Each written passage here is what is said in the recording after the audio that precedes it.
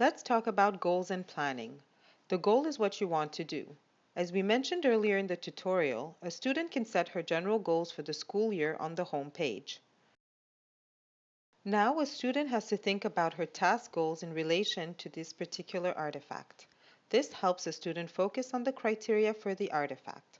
After that, a student can compare her task goals with her general goals by asking herself, my task goals help me work towards which of my general goals? A toolbar is available to input goals and other supporting elements related to goals.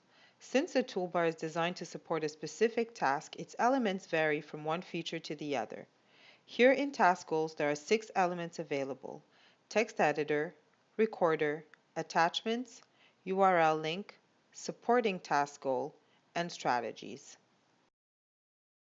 These are the task goals that Vanita wrote. Before a student starts writing her task goals in ePEARL, it is helpful to talk about task goals with your class. Help is available by clicking on the question mark next to any section. Finally, the student writes the task goals and links them to their general goals by clicking on the toolbox. Let's talk about strategies in the planning process. Strategies help a student reach her task goals. Strategies can range from organizing your desk to using a dictionary. The student can elect previously used strategies from the strategy bank, or she can write a new strategy.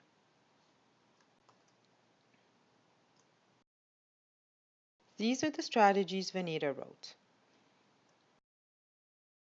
Let's talk about supporting task goals in the planning process. Supporting task goals help a student break down the main task goal into smaller goals.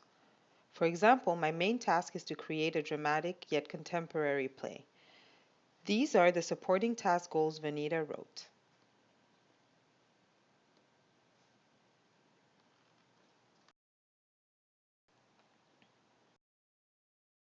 Reflection. Before a student starts writing her strategies in ePEARL, it is helpful to ask your student, think about a work you did very well. Which strategies helped you succeed? Exchange ideas with a peer about strategies that really helped you progress.